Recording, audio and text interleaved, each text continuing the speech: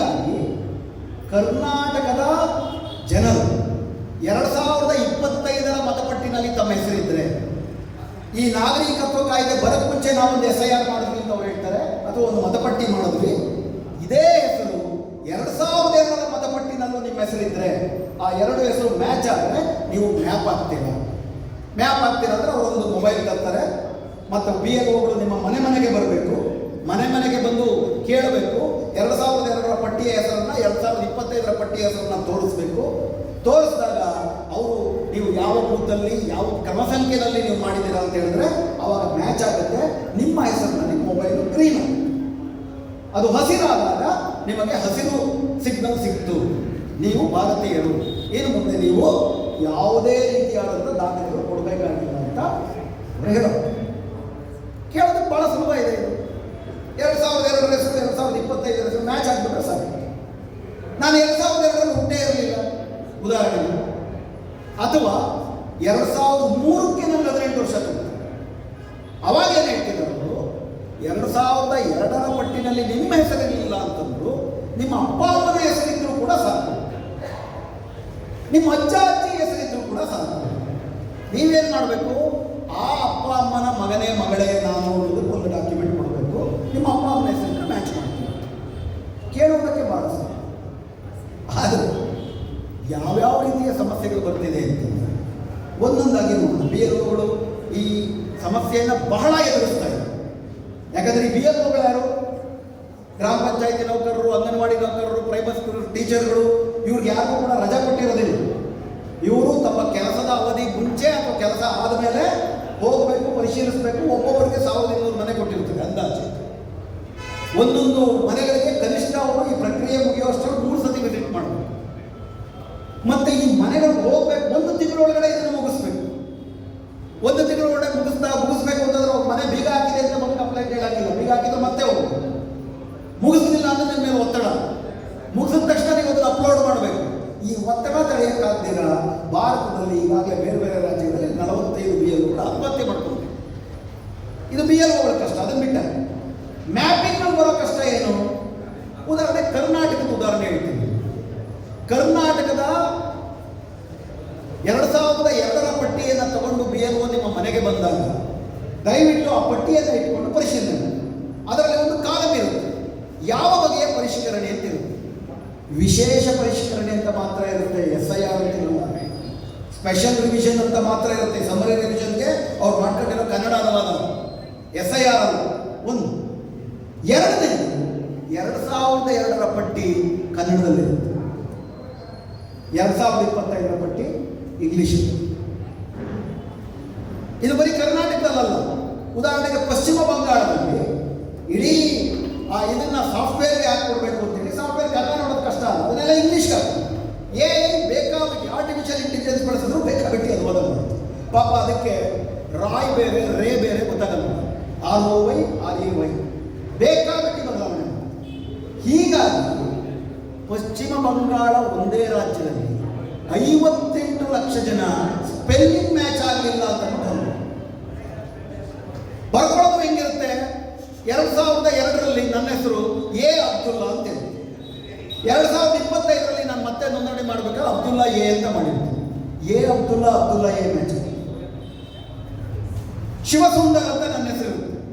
ಸುಂದರ್ನ 3 ಥರ ಬರೀಬೋದು, SUNDAR, SUNDAR, SUNDH.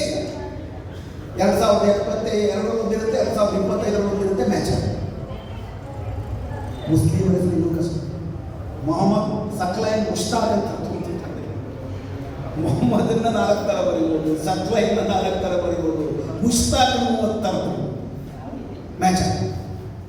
BLO ಮನೆಗೆ ಬಂದರೆ BLO ಏನು ಮಾಡ್ಬೋದು, ನೀನು ಮೊಹಮ್ಮದ್ ಸಕ್ಲೈನ್ ಮುಷ್ತಾಕ್ ಸ್ಪೆಲ್ಲಿಂಗ್ ಮಿಸ್ಟೇಕ್ ಇದೆ, ನಿಮ್ಮ ಅಪ್ಪನ ಹೆಸರು ಹೇಳು, ಅಪ್ಪನ ಹೆಸರು ಮ್ಯಾಚ್ ಆಯ್ತಾ? ಅಕ್ಕಪಕ್ಕದವ್ರನ್ನ ಕೇಳು. ಸಹೃದಯಿಯಾದಂಥ ಒಳಗೊಳ್ಳಬೇಕು ಅನ್ನುವ BLO ಮನೆಗೆ ಬಂದು ವ್ಯವಧಾನದಿಂದ ಪರಿಶೀಲಿಸಿದ್ರೆ ಈ ಸಮಸ್ಯೆ 1 ತಿಂಗಳೊಳಗಡೆ ಮಾಡಿ ಮುಗಿಸ್ಬೇಕು. ಅವರು ಮನೆಗೆ ಬರಲ್ಲ, ಮನೆಗೆ ಬರೋಕ್ಕಾಗಲ್ಲ. ದುರುದ್ದೇಶ ಇದೆ ಅನ್ನೋದು ಕೆಲವೆಡೆ ದುರುದ್ದೇಶವೂ ಇದೆ. ಯಾಕಂದರೆ ಕರ್ನಾಟಕದಲ್ಲಿ ಸುಮಾರು 5,000 BLOಗಳಿಗೆ ಸಂಘ ಪರಿವಾರದವರು ಒಂದು ಇಡೀ ದಿವಸ ಟ್ರೈನಿಂಗ್ ಕೊಟ್ಟಿದ್ರು. ಮಧ್ಯಪ್ರದೇಶದಲ್ಲಿ BLOಗಳ ಜೊತೆಗೆ RSS ಕಾರ್ಯಕರ್ತರು ಹೋಗ್ತಾರೆ. ಉತ್ತರ ಪ್ರದೇಶದಲ್ಲಿ BLOಗಳೇ RSS ಕಾರ್ಯಕರ್ತರು. ಸೊ ಹೀಗಾಗಿ ಈ ಸಹೃದಯತೆ ಪರಿಶೀಲನೆ ಬರದೆ ಇದು ಒಂದು ಬಗೆಯ ಪ್ರಾಬ್ಲಮ್ ಆದರೆ, ಇನ್ನೊಂದು ಅತಿ ದೊಡ್ಡ ಸಮಸ್ಯೆ ಈ ದೇಶದ ಹೆಣ್ಮಕ್ಳು. ಯಾಕಂದರೆ ಈ ದೇಶದಲ್ಲಿ ಅತಿ ಹೆಚ್ಚು ವಲಸೆ ಹೋಗೋರು ನಮ್ಮ ದೇಶದ ಹೆಣ್ಮಕ್ಳು. ತವ್ರ ಮನೆಯಿಂದ ಗಂಡನ ಮನೆಗೆ ವಲಸೆ ಬರ್ತಾರೆ. ತವ್ರ ಮನೆಗೆ ಒಂದು ಹೆಸರು, ಗಂಡನ ಮನೆ ತವ್ರ ಮನೆಗೆ ಒಂದು ಹೆಸರು ಮ್ಯಾಚ್ ಆಗಲ್ಲ.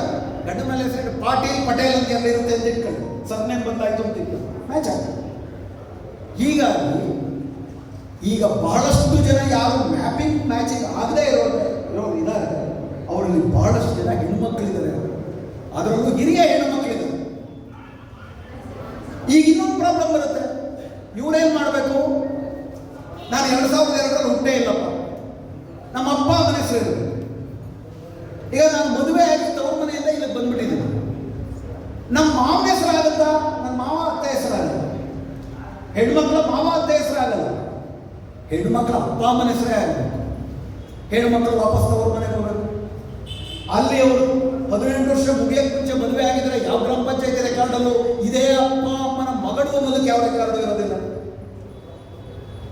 ಹೆಣ್ಣು ಮಕ್ಕಳು ಅತಿ ಹೆಚ್ಚು ಕಷ್ಟ ಅನುಭವಿಸ್ತಿದ್ದಾರೆ ಬೇರೆ ರಾಜ್ಯಗಳ ವಾಸ್ತವ ಪರಿಸ್ಥಿತಿ. ಇದು ಮ್ಯಾಚಿಂಗ್ ಮತ್ತು ಮ್ಯಾಪಿಂಗ್. ಈ ಕಷ್ಟಗಳ ಜೊತೆಗೆ ಸಪೋಸ್ ಮೋದಿ ಸರ್ಕಾರಕ್ಕೆ ಬ್ಯಾಡವಾದವರು ಮ್ಯಾಪಿಂಗ್ ಆಗ್ಬಿಟ್ರು ಅಂತ ಇಟ್ಕೊಳ್ಳಿ, ಅವ್ರು SIR ಮಾಡಿದ್ದೇ ವೇಸ್ಟು. ಈ ಥರದ ಒಂದು ಪರಿಸ್ಥಿತಿ ಪಶ್ಚಿಮ ಬಂಗಾಳದಲ್ಲಿ ಇದೆ. ನಿಮ್ಮೆಲ್ಲರಿಗೂ ಕೂಡ ಗೊತ್ತು, ಪಶ್ಚಿಮ ಬಂಗಾಳದಲ್ಲಿ 30%ಕ್ಕಿಂತ ಜಾಸ್ತಿ ಮುಸ್ಲಿಮರಿದ್ದಾರೆ.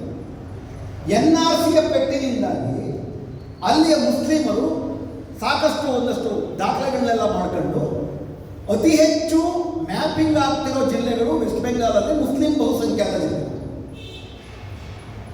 ಏನು ಮಾಡ್ಬೇಕು ನೀವು? ಅರ್ಥ ಏನು? ಮ್ಯಾಪಿಂಗ್ ಆದ್ಮೇಲೆ ಏನು ದಾಖಲೆ ಕೊಡಬೇಕಾಗಿಲ್ಲ ಅಂತಂದರೆ ಪಾಸ್ ಆಗಬೇಕಾಗಿತ್ತು ಮುಸ್ಲಿಮರು ಅಗ್ನಿ ಪರೀಕ್ಷೆಯಲ್ಲಿ.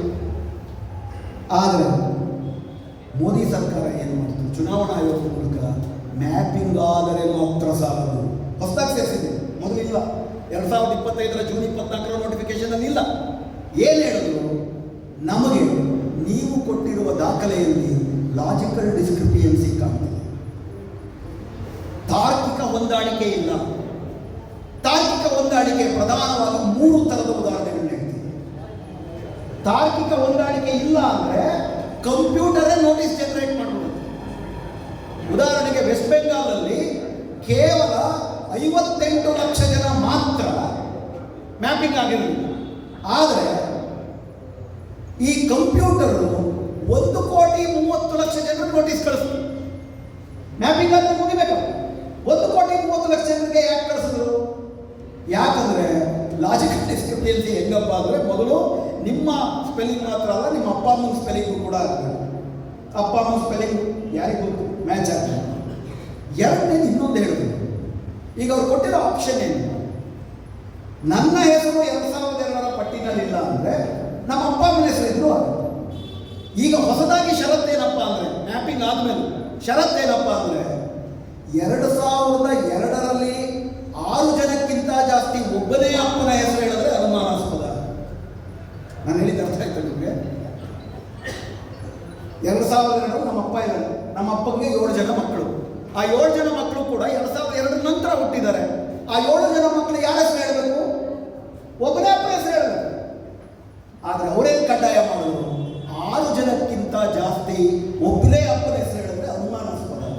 ಅಂದರೆ 6 ಜನಕ್ಕಿಂತ ಜಾಸ್ತಿ ಮಕ್ಕಳಾಗುವುದು ಭಾರತೀಯತೆಗೆ ಕಂಟಕ. ಯಾರನ್ನು ಉದ್ದೇಶಿಸಿ ಮಾಡಿದ್ದಾರೆ ಅನ್ನೋದು ಇದು ಸ್ಪಷ್ಟ. ಅತಿ ಹೆಚ್ಚು ಈ ವಿಷಯದಲ್ಲಿ ನೋಟಿಸ್ ಹೋಗಿರೋದು ಯಾವ ಜಿಲ್ಲೆಗಳಲ್ಲಿ ಮ್ಯಾಕ್ಸಿಮಮ್ ಮ್ಯಾಪಿಂಗ್ ಆಗಿತ್ತು, ಮುಸ್ಲಿಂ ಜಿಲ್ಲೆಗಳು ಬಂತು. ಇದಕ್ಕೆ ಸುಪ್ರೀಂ ಕೋರ್ಟಲ್ಲಿ ಅವರು ಕೊಟ್ಟ ಕಾರಣ ಏನು? ಸುಪ್ರೀಂ ಕೋರ್ಟಲ್ಲಿ ಅವರು ಕೊಟ್ಟ ಮೊದಲನೇ ಕಾರಣ, ಸ್ವಾಮಿ 7 ಪ್ರಕರಣಗಳಲ್ಲಿ 200 ಜನರು ಒಬ್ಬರೇ ಅಪ್ಪನ ಹೆಸರು ಹೇಳಿದ್ದಾರೆ, 10 ಪ್ರಕರಣದಲ್ಲಿ 50 ಜನರು ಒಬ್ಬರೇ ಅಪ್ಪನ ಹೆಸರು ಹೇಳಿದ್ದಾರೆ. ಇದು ಲಾಜಿಕಲ್ ಡಿಸ್ಕ್ರಿಪಿಯನ್ಸಿ ಅಲ್ವಾ ಅಂತ. ಯಾರಲ್ಲ ಅಂತಾರೆ? 200 ಜನ ಗೌರವ ಕಾಲದಲ್ಲೇ ಆಗಿಲ್ಲ. ಗಾಂಧಾರನೇ 3 ಮಕ್ಕಳನ್ನೇ ಆಗಿಲ್ಲ, 200 ಮಕ್ಕಳನ್ನೇ ಆಗಿಲ್ಲ. ಅದು ಫ್ರಾಡೇ, ಅದು ಮೋಸನೇ, ಅದನ್ನು ಮತ್ತೆ ಹೆಚ್ಚು. ಆದರೆ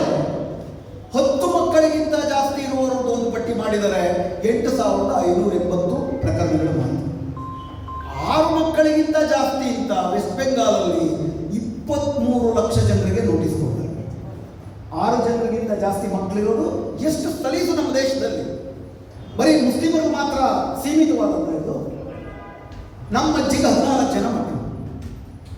ಕೃಷಿ ಪ್ರಧಾನವಾದಂಥ ದೇಶದಲ್ಲಿ ಪ್ಲೇಗು ಮಲೇರಿಯಾ ಬಂದು ಸತ್ತೋಗ್ತಾರೆ ಅಂತಂದ್ರೆ ಗಂಡು ಮಕ್ಕಳು ಜಾಸ್ತಿ ಹುಟ್ಟಿಸ್ಬೇಕು. ಮೇಲ್ ಪ್ರಿಫರೆನ್ಸ್. 7 ಹೆಣ್ಮಕ್ಳು ಇರ್ತಾರೆ, 8ನೇ ಗಂಡು ಮಗು ಆಗೋ ತನಕ ಇರಬೇಕು. ಇದು ಈ ದೇಶದ ಸಾಮಾನ್ಯ ವಾಸ್ತವ. ಅದನ್ನು ಭಾರತ ವಿರೋಧಿ ಕೃತ್ಯ ಅಂತ ಕರೀತಾರೆ. ಭಾರತೀಯತೆಯೇ ಅಲ್ಲ ಅಂತ ಈ ಥರ 1,30,30,00,000